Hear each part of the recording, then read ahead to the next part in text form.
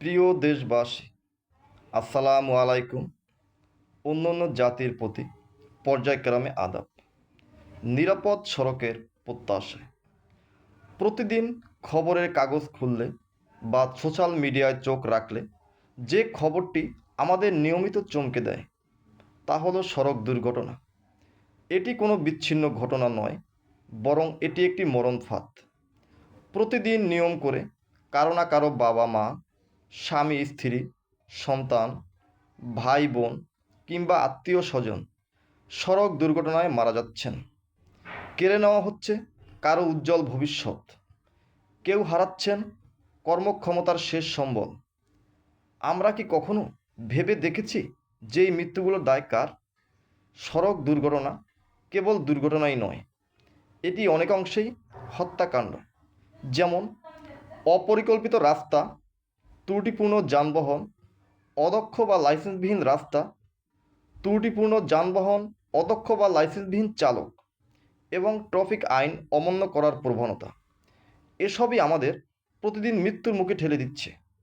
মহাসড়কে দ্রুতগতির গাড়ি, ওভারটেকিংয়ের অসুস্থ প্রতিযোগিতা, আইন প্রয়োগকারী সংস্থার শিথিলতা এই পরিস্থিতিকে আরও ভয়াবহ করে তুলছে।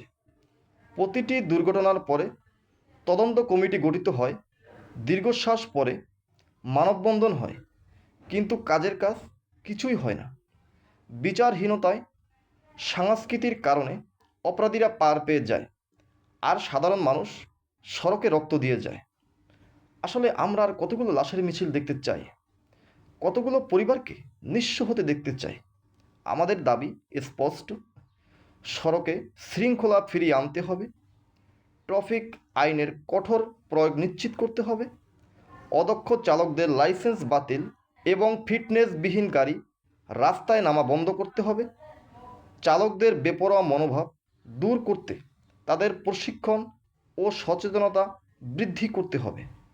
সড়কে দুর্ঘটনাজনিত প্রতিটি মৃত্যুর দ্রুত ও নিরপেক্ষ বিচার নিশ্চিত করতে হবে, যাতে সড়কে আর কোনো মা যেন তার সন্তানকে না হারায়।